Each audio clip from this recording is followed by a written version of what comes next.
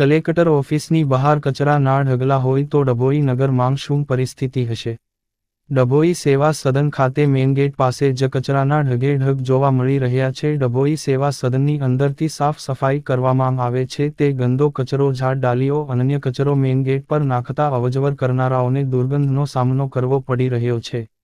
ડભોઈ તાલુકાના સેવા સદન ખાતે રોજના 118 ગામમાંથી લોકો કામ અર્થે આવતા હોય છે, જેવો કે આવકનો દાખલો, રેશન કાર્ડ, દસ્તાવેજ કરવા અરે કામ માટે સેવા સદન ખાતે આવતા હોય છે. તેઓને કચરાના ગેટ પાસેથી પસાર થવું પડે છે. જો કલેક્ટર ઓફિસની બહાર જ કચરા ઢગલા હોય તો ડભોઈ નગરમાં શું પરિસ્થિતિ હશે? રોજ અહીંથી મામલતદાર, પ્રાંત અધિકારી અને અન્ય અધિકારીઓ પણ પસાર થઈ રહ્યા છે, જ્યારે સેવા સદન જે વહીવટ કરતી ઓફિસ માત્ર ત્યાંથી 50 ફૂટ દૂર હોવા છતાં પણ ગંદકી દૂર થતી નથી. કચરો ત્યાંથી દૂર થાય, અહીં આવતા નગરજનોની માંગ છે ગેટ પાસેથી કચરો દૂર થાય. રિપોર્ટર ફઝલ રજા ખત્રી, GPK ન્યૂઝ.